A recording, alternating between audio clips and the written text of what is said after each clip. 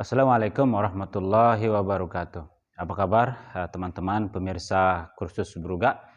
Saya berharap pada siang menjelang sore yang cerah ini, saya kembali menemui teman-teman dalam keadaan tetap ceria, tetap sehat, dan tentunya selalu dalam keadaan bahagia. Bertemu kembali dengan saya dalam channel kursus Bruga, belajar bahasa Inggris itu menyenangkan. Pada video kali ini, kita akan kembali membahas tentang sebuah materi pembelajaran bahasa Inggris yang berkaitan dengan bagaimana cara menanyakan kebiasaan orang lain dan bagaimana cara kita menjawab apabila ada orang yang bertanya mengenai kebiasaan yang kita lakukan dalam kehidupan sehari-hari. Baik, kita tulis saja judulnya. Judulnya adalah kalimat tanya untuk menanyakan kebiasaan.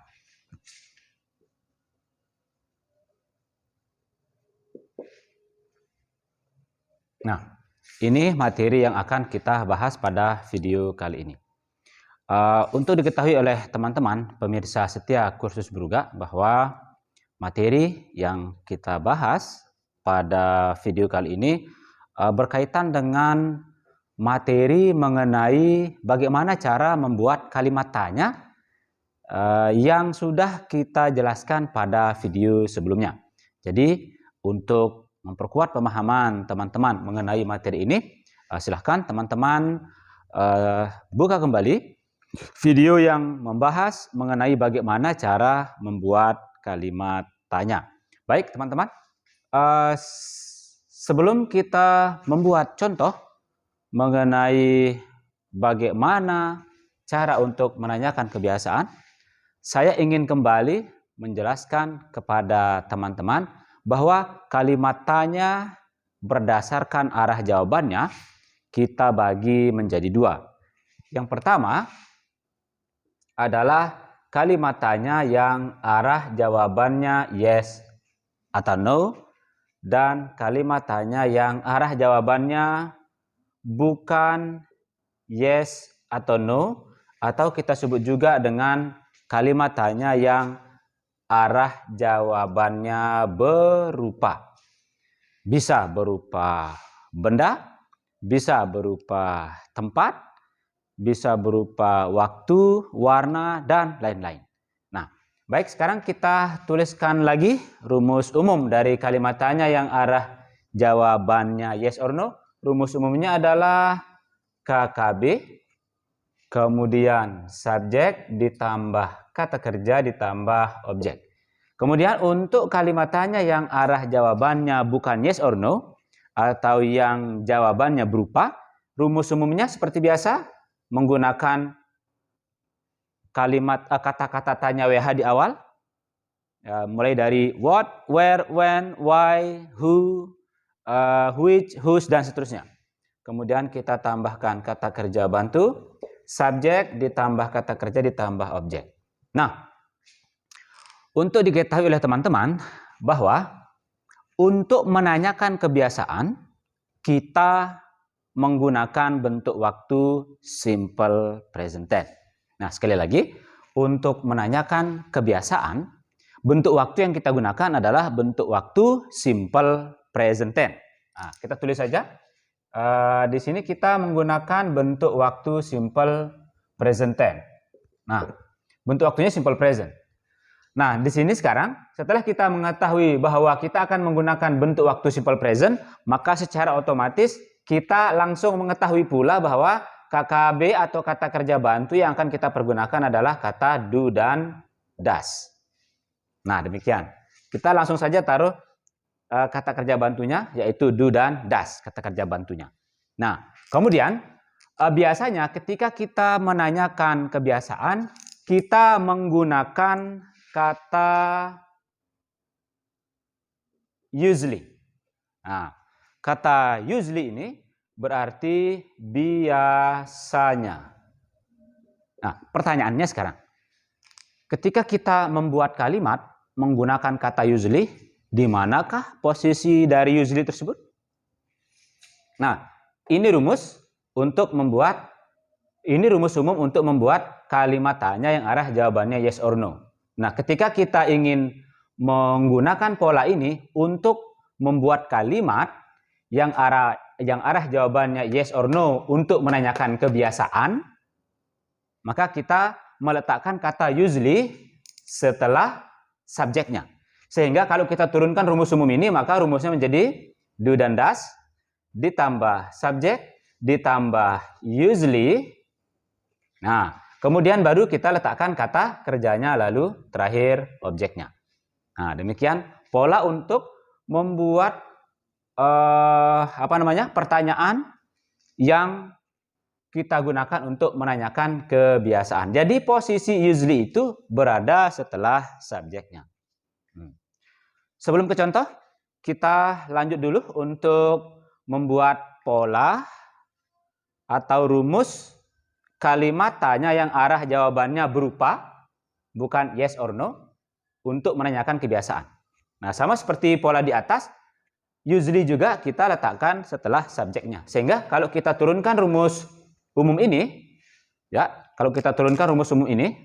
ke rumus kalimat tanya untuk menanyakan kebiasaan, maka rumusnya menjadi WH ditambah, langsung saja kita turunkan kata kerja bantu menjadi do atau does ditambah subjek, lalu kita taruh dulu kata usually, kemudian kata kerja bentuk pertama, terakhir objeknya. Nah, teman-teman, demikian polanya. Pola untuk membuat kalimat tanya untuk menanyakan kebiasaan, baik yang arah jawabannya yes or no maupun bukan yes or no atau berupa. Nah, sekarang kita lanjut ke contohnya. Nah, sebelum ke contoh, saya ingin kembali meminta dukungan teman-teman untuk selalu menonton video-video yang kami unggah di channel Kursus Beruga ini dengan tidak lupa mengklik tombol like, dan bagi teman-teman yang baru berlangganan dengan channel Kursus Beruga ini, jangan lupa kami mohon dukungannya dengan mengklik tombol subscribe dan menekan tombol lonceng agar teman-teman tidak melewatkan video-video pembelajaran bahasa Inggris menarik lainnya yang kami unggah di channel Kursus Beruga ini. Baik teman-teman, sekarang kita buat contoh kalimat tanya yang menanyakan kebiasaan. Oke, misalnya di sini. Nah, sekarang apakah yang kamu biasanya lakukan sebelum pergi ke sekolah setiap pagi? Nah, ini contohnya teman-teman. Pertanyaannya agak lumayan, kalimat tanyanya agak lumayan panjang, tetapi tidak masalah karena kita sudah mempunyai pola-pola untuk membuat kalimat tanyanya. Baik teman-teman, sebelum kita menerjemahkan kalimat ini ke dalam bahasa Inggris, terlebih dahulu kita harus mengetahui kemana arah jawaban dari kalimat tanya ini. Nah, sekarang kita cek sama-sama. Ketika ada orang yang mengatakan, apakah yang kamu biasanya lakukan sebelum pergi ke sekolah setiap pagi? Jawabannya bisa sarapan, bisa olahraga dulu, bisa mandi terlebih dahulu, atau masih banyak aktivitas-aktivitas lainnya. Berarti arah jawabannya bukan yes or no atau berupa. Maka kita akan menggunakan rumus yang ini nanti untuk membahasa Inggriskan kalimat tanya ini. Nah, sudah ketemu rumusnya, ya. Baik, sekarang ada satu hal yang ingin saya beritahu kepada teman-teman, bahwa jika ada kata kerja yang terletak setelah preposisi, nah, preposisi itu adalah kata-kata seperti at, on, in, kata after, kata before, kata for, by, dan lain-lain, maka kata kerjanya ditambahkan ing. Nah, jadi seperti biasa kita harus memperhatikan dulu pola penulisan bahasa Indonesia dari kalimat tanya yang akan kita bahasa Inggriskan, agar kita tidak melakukan kesalahan ketika menerjemahkan kalimat tersebut ke dalam bahasa Inggris. Nah, misalnya after artinya setelah, before artinya sebelum. Nah, jika kita melihat ada kata kerja yang terletak setelah kata-kata ini, ya, dalam bahasa Indonesia, maka nanti ketika kita bahasa Inggriskan, kata kerjanya harus kita tambahkan ing. Misalnya di sini sebelum pergi. Nah, sebelum pergi, sebelum pergi. Sebelum bahasa Inggrisnya adalah before. Pergi bahasa Inggrisnya go. Tetapi karena dia kata pergi ini berposisi setelah kata before, maka harus ditambahkan ing menjadi before going. Nah, atau setelah makan. Nah, setelah makan. Setelah itu bahasa Inggrisnya after. After itu termasuk preposisi. Karena kata makan terletak setelah preposisi, maka kata kerja makan ini, eat ini harus ditambah ing menjadi after eating. Nah, demikian aturan penulisan kata kerja dalam bahasa Inggris. Jadi jika ada kata kerja yang terletak setelah preposisi, maka kata kerja tersebut harus ditambahkan ing. Baik, kita langsung saja bahasa Inggriskan kalimat ini. Seperti yang saya kemukakan tadi, kita sudah mengetahui bahwa rumus yang akan kita pergunakan adalah rumus yang menggunakan kalimat tanya yang arah jawabannya bukan yes or no. Kita menggunakan rumus yang ini. Jadi teman-teman, kita langsung saja. Apakah bahasa Inggrisnya what, kemudian yang, nah KKB-nya. Sekarang kata kerja bantunya apa? Nah, kata kerja bantunya yang kita pakai ada do dan ada does. Tapi karena subjeknya adalah kamu, maka kita menggunakan do. Kemudian kamu, you. Biasanya kita tulis saja usually, lakukan, do, sebelum, before, ya, before, pergi, going, ke sekolah, to school, setiap pagi, every morning. Nah, jadi apakah yang kamu biasanya lakukan sebelum pergi ke sekolah setiap pagi? Bahasa Inggrisnya adalah what do you usually do before going to school every morning? Nah, ini contoh yang pertama dari pertanyaan yang berbentuk bukan yes or no untuk menanyakan kebiasaan sehari-hari. Nah, sekarang kita ke contoh kalimat yang kedua. Nah, teman-teman, ini contoh kedua yang akan kita jawab bersama-sama. Nah, terlebih dahulu kita akan menentukan kemana arah jawaban dari kalimat tanya ini untuk menentukan pola kalimat tanya yang mana yang akan kita pergunakan. Baik, kita langsung saja sekarang. Ketika ada orang yang mengatakan, apakah ibumu biasanya memasak sarapan buat kamu setiap pagi? Jawabannya kemungkinannya cuma dua. Bisa ya, bisa tidak. Jadi kita tulis saja di sini arah jawaban kalimat tanya tersebut yes or no. Jadi kita akan menggunakan pola kalimat ini untuk menerjemahkan kalimat tanya ini. Baik, sekarang subjeknya adalah ibumu. Ibumu berarti ibu, bukan kamu. Yang biasanya memasak sarapan buat kamu setiap pagi kan ibu. Jadi subjeknya adalah ibu. Karena subjeknya adalah ibu, maka kita menggunakan does. Sehingga apakahnya adalah does ibumu, your mother, biasanya,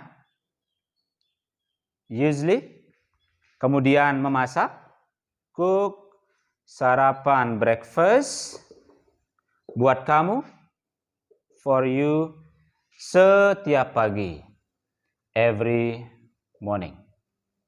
Nah, demikian teman-teman, dua contoh kalimat tanya, baik yang arah jawabannya bukan ya atau tidak, dan kalimat tanya yang arah jawabannya ya atau tidak, yang bisa kita gunakan untuk menanyakan kebiasaan sehari-hari dari orang lain. Nah, tentunya yang harus teman-teman perhatikan sebelumnya adalah kemana arah jawaban dari kalimat tanya tersebut untuk menentukan pola yang mana yang akan teman-teman pergunakan untuk menjawab atau menerjemahkan kalimat tanya tersebut. Nah, sekarang saya akan memberikan beberapa latihan yang akan kita jawab bersama-sama. Baik, teman-teman. Di sini saya sudah menuliskan 2 contoh soal dalam bentuk kalimat tanya untuk menanyakan kebiasaan yang dilakukan oleh orang lain. Nah, sekarang kita akan bersama-sama menerjemahkan kalimat tanya ini ke dalam bahasa Inggris. Tentunya dengan terlebih dahulu mengetahui kemana arah jawaban dari kalimat tanya ini dengan tujuan agar kita tahu apa pola yang akan kita pergunakan untuk menerjemahkan kalimat tanya ini. Kita mulai saja dengan nomor 1. Ketika orang bertanya dengan mengatakan, kemanakah bapakmu biasanya pergi setiap pagi? Maka jawabannya pasti berupa tempat. Nah, maka kita tulis saja arah jawabannya adalah berupa. Nah, arah jawabannya berupa. Nah, karena arah jawabannya berupa, maka pola umumnya adalah WH, KKB, subjek, V plus U.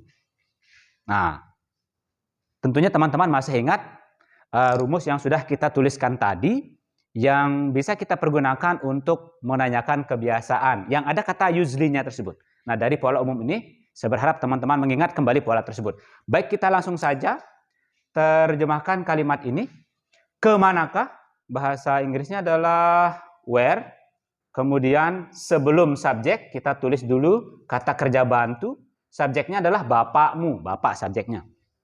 Maka kata kerja bantunya adalah does. Bapakmu, your father. Kemudian biasanya, usually. Pergi kata kerja, go. Setiap pagi, every morning. Nah, demikian bahasa Inggris dari kemanakah bapakmu biasanya pergi setiap pagi. Where does your father usually go every morning? Kemudian kalimat kedua. Kalimat kedua kita ketahui dulu arah jawabannya kemana. Kalau ada orang yang bertanya dengan mengatakan, apakah bapakmu biasanya pergi ke kantornya setiap pagi? Jawabannya kemungkinannya 2, bisa ya, bisa tidak. Jadi kita tulis saja di sini arah jawaban kalimatnya adalah yes or no. Sehingga kita tahu bahwa rumus umumnya adalah kata kerja bantu ditambah subjek ditambah verb ditambah U. Ini rumus umumnya. Nah, semoga teman-teman juga masih mengingat apa rumus dari kalimat tanya untuk menanyakan kebiasaan setelah diturunkan dari rumus umum ini. Yang ada kata usually-nya. Nah, seperti yang sudah kita tuliskan tadi. Baik, kita langsung saja. Apakah bapakmu? Subjeknya bapakmu. Berarti kata kerja bantunya menggunakan does. Nah, do dipergunakan oleh Ayu Dewi, does dipergunakan oleh she, he, it. Karena bapak laki-laki maka pronounnya kata gantinya adalah he. He menggunakan does. Baik. Kemudian bapakmu subjeknya your father. Biasanya, nah kita taruh dulu biasanya setelah subjek. Kemudian pergi kata kerja go to kantornya, his office, setiap pagi, every morning. Ya, demikian teman-teman. 2 contoh latihan yang berbentuk kalimat tanya untuk menanyakan kebiasaan. Nah, saya berharap teman-teman bisa memahami materi ini tanpa mengalami kesulitan apapun. Bertemu kembali dengan saya pada video-video pembelajaran menarik lainnya. Tetap sehat, tetap semangat. Assalamualaikum warahmatullahi wabarakatuh.